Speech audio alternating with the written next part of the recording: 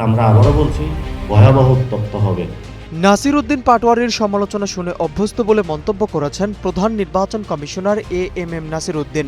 রাজধানীতে এক অনুষ্ঠানে সিইসি পাটোয়ারিকে ইঙ্গিত করে পাল্টা অভিযোগ করে বলেছেন, উনি প্রায়ই আমাদের সঙ্গে দেখা করতে আসতেন, অথচ দেখা করে দরজার বাইরে গিয়েই আমাদের গালি দিতেন। অনেকের কাছে ওনার আজকের এই বক্তব্য নতুন মনে হতে পারে, কিন্তু আমরা ওনার এই দ্বিমুখী আচরণে অনেক আগে থেকেই অভ্যস্ত। নাসির উদ্দিন পাটোয়ারি সাহেব আমাদের জাতীয় অত্যন্ত গুরুত্বপূর্ণ নেতা। আমি কিন্তু ব্যক্তিগতভাবে ওনার খুব পছন্দ করি, কারণ মুখের উপরে হক কথাটা বলতে পারেন। এটা যদি কেউ যদি বলতে চায়, সব কথা যদি বলতে চায়, উনি এটা বলেন। উনার এই ধরনের কথা শুনে আমরা অভ্যস্ত। প্রায় আমাদের সাথে দেখা করে গিয়ে দরজার বাইরে গিয়ে আমাদেরকে গালি দিতেন। সুতরাং এই গালি ওনার নতুন নয়, আপনাদের কাছে নতুন, অনেকের কাছে নতুন মনে হতে পারে। নাসির উদ্দিন পাটোয়ারি নিজের দৃষ্টিভঙ্গি থেকে যেটা অন্তরে বিশ্বাস করেছেন সেটাই সবার সামনে প্রকাশ করেছেন, আর এটাই হলো প্রকৃত গণতন্ত্রের সৌন্দর্য, যে ওনাকে এই ধরনের কথা বলার সুযোগ দেওয়া হয়েছে। মুদ্রার যেমন দুটি দিক থাকে, তেমনি একটি স্বাধীন গণতান্ত্রিক রাষ্ট্রে সমালোচনার অধিকারও বহাল থাকতে হবে। সমালোচনায় তিনি মন খারাপ করেননি বলে উল্লেখ করেন।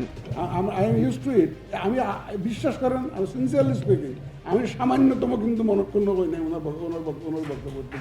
এর আগে একই অনুষ্ঠানে সিইসির সামনেই ত্রয়োদশ জাতীয় সংসদ নির্বাচনে ব্যাপক কারচুপির অভিযোগ তোলেন নাসির উদ্দিন পাটোয়ারি। পাটোয়ারি বলেন, ইলেকশন ইঞ্জিনিয়ারিং করে জামায়াত নেতা হামিদুর রহমান আজাদকে হারানো হয়েছে। আবার যদি অভ্যুত্থান হয়, আগে নির্বাচন কমিশন সংস্কারে হাত দেব।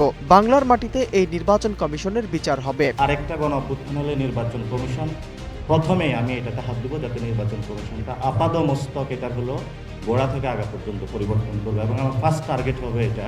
বক্তব্যে সিইসি দাবি করেন, কমিশনের লুকানোর মতো কিছু নেই। নির্বাচনে কমিশন সিরাতুল মুস্তাকিমের মতো অবস্থান ছিল। তবে একই অনুষ্ঠানে জামায়াত নেতা হামিদুর রহমান আজাদ বলেন, ইসির একার পক্ষে সুষ্ঠু নির্বাচন সম্ভব নয়। তবে নির্বাচনটি ওপরে ঠিকঠাক, ভেতরে ছিল সদরঘাটের মতো। মোটা দাগে সুষ্ঠু নির্বাচন হয়নি বলেও উল্লেখ করেন তিনি। সিইসি তার প্রতিশ্রুতি রাখতে পেরেছেন কিনা তা নিয়েও প্রশ্নের দোলাচল আছে বলেও মন্তব্য করেছেন জামায়াত নেতা। নূর ইসলাম, নিউজ ডেস্ক, গ্লোবাল টেলিভিশন।